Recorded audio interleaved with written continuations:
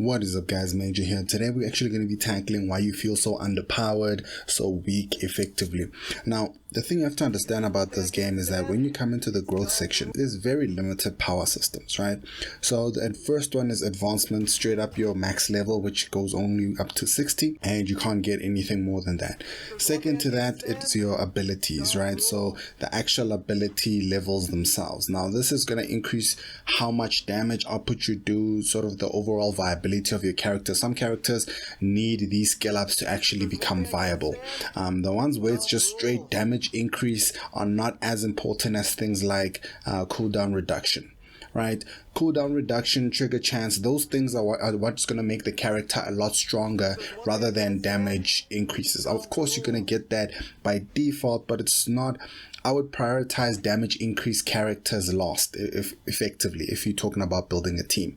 Now, once you have that sorted, as you can see in that advancement tab, you really don't have much, and a lot of power that you're going to get is actually from your character's level itself, which you might assume you should get all your characters to 60, and I wouldn't suggest that. And if you don't know why, click on the video that's going to be linked in the cards or in the description below. That's going to tell you about why you should you actually level up to 6 stars.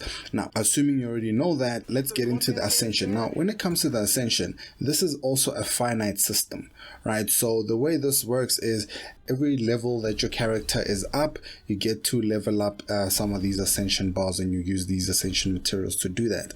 Now this only has 6 points, and you can only get a certain percentage boost. Now these stats are different and unique to your characters, so from phase 4 upwards you're starting to specialize for your character. Most characters you'll be able to get them up to phase 3, because this is where you're going to get the skill enhancement, and this is what determines whether or not you're using a character on your main team or not, right? So that's important. Anything further than that, these are characters that you're planning to use long term. Don't go any further than 3 if you're not planning to use the character long term. So for this guy, for example, you would have speed plus 5, HP plus 15%, and you would have attack plus 20%. Now here's the thing, you don't need to do this early on in the game, right? Because these of percentage stats are only as good as your base stats, right? So they're really good late game, not so much early game. Flat speed is pretty good in any case, but you don't have to do this right away. So this is what's also going to be limiting your power. Now, when we come into resonance, this is the part where it comes into the territory of how many summons can you pull, aka this has a pay to win feature to it. Now granted, this only applies to legendaries and some of the 4-star units, but for the most part 3-star units you can effectively get that entire resonance bar all the way up to 24%. No worries, no issues there, right? That is what's going to happen. Now what you choose in this resonance bar is absolutely important, and it's going to affect your gameplay overall. But ultimately, again, as I keep saying, a percentage of a big number is a big number, and a percentage of a small number is a small number. So having the percentage here, because all of these are percent stats, it's not as good right now in the early game. It's going to be more beneficial late game, so you don't have to worry about resonance too much, but later on it does make a huge difference. Now here's what you do have to worry about, but also at the same time there's a bit of a caveat on it, right? When it comes to your relics, when you have gold relics, so these yellowish ones, orangish ones, don't stress yourself in kind of over leveling these. Early game I like to keep these at 6, and then the red ones that I get maybe at 9, but then I'm not overthinking it, but for my main damage dealers I maybe put them at 9, something like that, everything at 9, just so we can make sure I farm properly and I get what I need to get done. I don't level up the purple ones, it's unnecessary once you get up to a certain point. But here's the thing, I don't care about the actual stats on these particular gears, and this is important because here is where a lot of mid to late game power comes from. And if you're feeling weak, what's likely happening is you're in the beginning stages, but you're feeling as if you're actually in the mid to late game tier while you're actually in the beginner phase. Now, how you would know you're in the mid to late game phase, let's come out here really quickly, is in trials. So as soon as you start getting to mid game, what you should be able to do at mid game is actually farm level 10 what's the thing, ritual miracles, level 10 apex. This is super important because once you can start farming at 10, that's when you'll start getting your red gear and stuff like that coming in. But before you can farm level 10, I wouldn't bother actually farming the ritual miracle because you're actually not there yet. The most important thing you can do is utilize the new game bonuses that the game gives you, which is right over here, where you would get a newbie XP bonus of 100%, and there's an X amount of days for that. So just double check here when you start the game how many days you have for that, because it's going to be super important that during that time the main thing you focus on is upgrading as many characters as you can when you're pulling for your first 6-star, in which case mine was Sun Wukong here. After 150 pulls, I got Sun Wukong along with a bunch of 4-star units. So if I come here and press locked Espers, you're gonna see that this is the first free 6-star that I got, and then this is my first 150 pity 6-star. Some of you guys may get lucky and get more than one 6-star. It just depends on your own luck. For me, I went all the way to pity and I had to get and I got Sun Wukong with that. Now with that, on this account I actually got super lucky and got a bunch of 4-stars, right? So this is important. When you get these, the main thing you need to be focused on is practice stages and try to get these guys leveled up as much as you can. Don't upgrade them. You'll see that there's a bunch of 4-star units. These 3-star characters, these red units here, do not force yourself to upgrade them. It is not necessary. If you want to check out a video on that, on why I say don't rush upgrading these guys, go ahead and click one of the cards in the description. Now you're at a point where you have all the units that you're gonna get and you're first to true 6-star.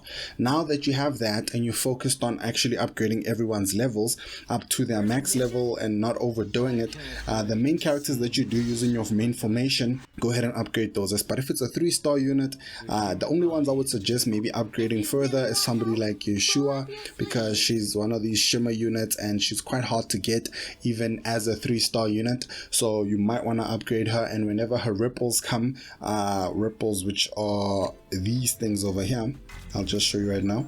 Whenever they come, these ripple dimensions are right there. You might want to do them. The way you see them, you'll come into chat here and then it will sort of pop up every now and again. So ripple dimension here, there's a Zalma dimension, and let's see here whether, and then if it's Yeshuma, you'd come here, you'd say go, and then you do it 5 times, right? So yeah, that's effectively what you would do there.